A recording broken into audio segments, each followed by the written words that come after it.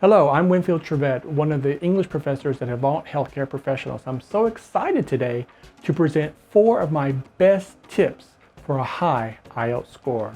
So the first tip I have is to prepare and follow a study plan.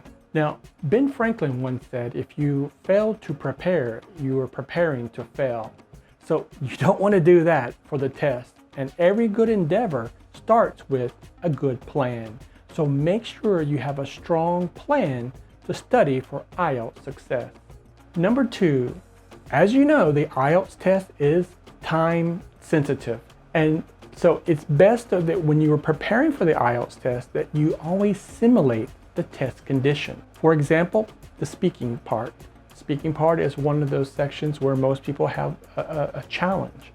You want to make sure that you record your responses, especially in part 2 when you have the 2-minute time limit, and also the 1-minute time limit to prepare your response. So always be able to manage your time wisely on the IELTS exam. And the best way to do that is to make sure that when you prepare for the test, that you are simulating the test conditions as close as possible.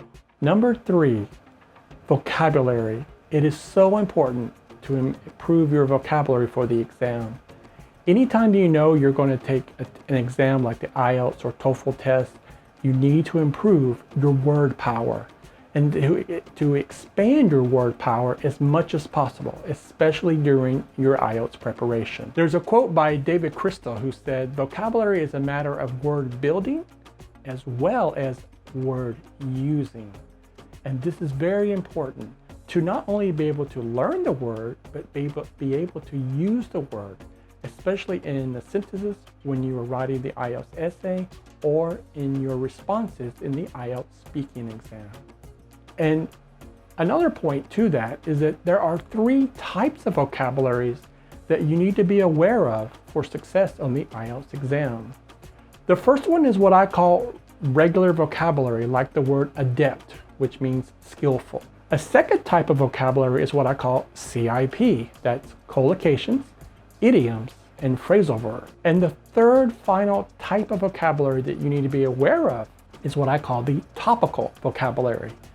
As you know, if you've been preparing for the IELTS test or you're going to prepare for the IELTS test, there are certain topics that appear on the test that are very popular, like education, the environment, your career, technology, and you need to know those words that are associated with those topics. And finally, you want to be able to practice the test time limits on the exam.